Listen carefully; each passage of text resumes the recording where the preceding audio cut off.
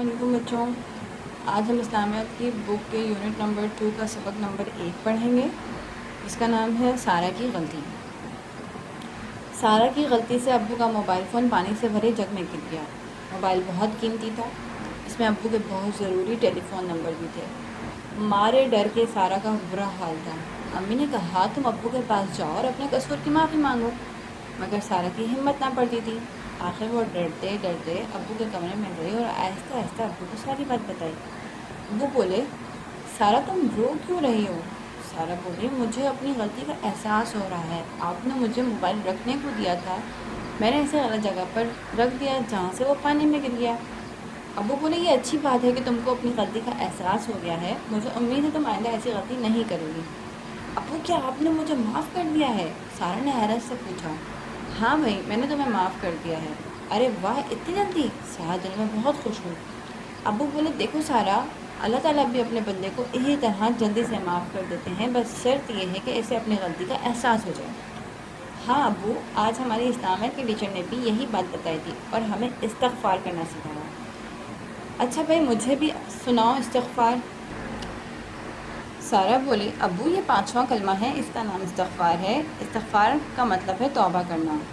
استغفر اللہ ربی من کل ذنب اذنبته عمدا او خطأ سرا او علانیة واتوب الیہ من الذنب الذی اعلم ومن الذنب الذی لا اعلم انک انت علام الغیوب وستار العیوب وغفار الذنوب ولا حول ولا قوة الا باللہ العلی العظیم۔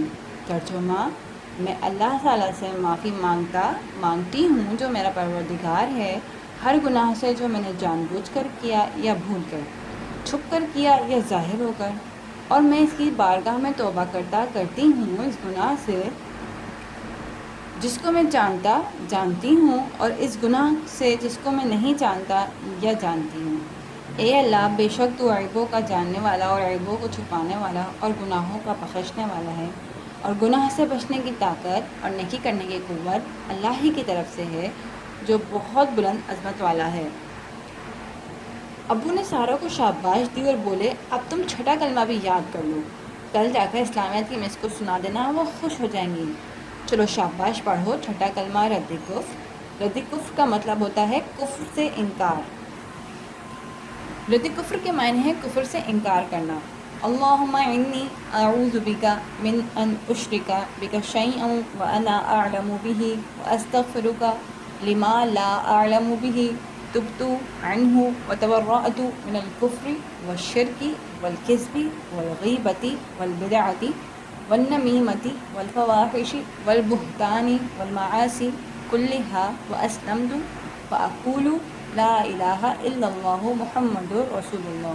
ترجمہ، اے اللہ، میں تیری پناہ مانگتی ہوں اس بات سے کہ میں کسی چیز کو تیرا شریک بناؤں جان بوجھ کر، اور معافی مانگتی ہوں تجھ سے اس گناہ کی جس کو میں نہیں جانتی، اور میں نے توبہ کی اور بیزار ہوئی کفر سے اور شرک سے اور جھوٹ سے اور غیبت سے اور بدعت سے اور چغلی سے اور بے حیائیوں سے اور بہتان اور تمام گناہوں سے، اور میں اسلام لائی اور میں کہتی ہوں کہ اللہ کے سوا کوئی بات کے لائق نہیں، محمد صلی اللہ علیہ وسلم اللہ کے رسول ہیں۔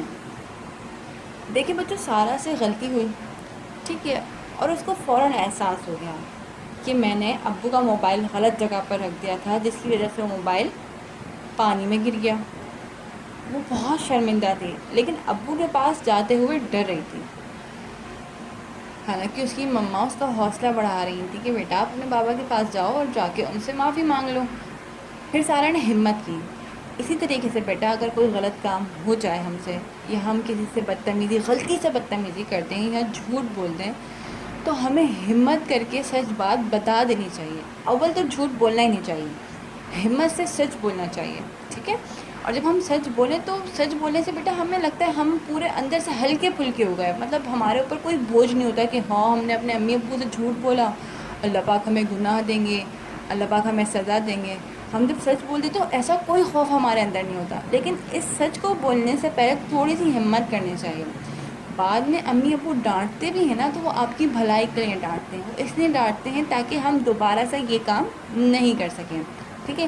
آپ دیکھ رہے ہوں گے کہ جس طرح ابو نے سارہ کو کتنی جلدی سے معاف کر دیا، اسی طریقے سے بیٹا اللہ بھی ہمیں اتنی ہی جلدی معاف کر دیتا ہے، بشرط یہ کہ جب ہمیں اپنے گناہ کا، اپنی غلطی کا احساس ہو جاتا ہے۔ جس طرح ہم جھوٹ بولیں لیکن پھر ہم سوری کرتے ہیں، نہیں ہم نے یہ غلطی سے بول دیا تھا، ہمیں ایسا نہیں بولنا چاہتا۔ تو اسی طریقے سے اگر ہم سے کوئی غلطی ہو جائے تو ہم اپنے اللہ سے فوراً کہتے ہیں اللہ پاک ہم سے غلطی ہو گئی، ہمیں ایسا نہیں کرنا چاہیے تھا، یہ شیطان نے ہمیں بہکا دیا، کیونکہ شیطان ہی ہمارا سب سے بڑا دشمن ہے۔ وہ چاہتا ہی نہیں ہے کہ ہمیں اللہ تبارک و تعالیٰ کی خوشنودی اور خوشی حاصل ہو، وہ چاہتا ہی نہیں ہے کہ ہمیں جنت ملے، کیونکہ اس کو تو جنت سے نکال دیا گیا تھا نا، اس لیے وہ چاہتا ہے کہ تمام مسلمان، تمام لوگ جو ہیں وہ جنت میں جائیں ہی نہ، اس لیے وہ سب کے پیچھے لگا رہتا ہے۔ لیکن دیکھیں اللہ نے اپنے پیغمبروں کے ذریعے ہم تک ہر بات پہنچائی، اسی طریقے سے اللہ تبارک و تعالیٰ نے ہم تک استغفار کرنا بھی پہنچایا کہ اگر ہم سے کوئی گناہ ہو جائے تو ہمیں فوراً استغفار کرنا چاہیے، اور استغفار کے لیے 5واں کلمہ جو ہم بچپن سے یاد کرتے ہوئے آ رہے ہیں، اور آپ لوگوں کی تو یاد کرنے کی عمر ہے، اب آپ 5واں کلمہ یاد کریں گے، ٹھیک ہے؟ اور اس کے ساتھ ساتھ 6ٹھا کلمہ بھی یاد کریں گے۔ 6ٹھا کلمے کا مطلب ہوتا ہے کفر سے انکار کرنا، کفر کا مطلب کہ اللہ کے ساتھ کسی کو شریک کرانا، نعوذ باللہ۔ لیکن ہم تو اللہ کے ساتھ کسی کو شریک نہیں کراتے نا، ہم اللہ کی وحدانیت کے اوپر پورا یقین رکھتے ہیں، تو اس لیے اس کفر کے خلاف ایک طریقے سے ہم دعا مانگ رہے ہوتے ہیں، ٹھیک ہے نا؟ اب آپ کو 6ٹھا کلمہ بھی اچھے بچوں کی طرح یاد کرنا ہے اور گھر میں بیٹھ کر اپنی امی یا اپنی بڑی بہن یا ابو کو سنانا ہے تاکہ ان سے بھی شاباشی حاصل ہو، ٹھیک ہے؟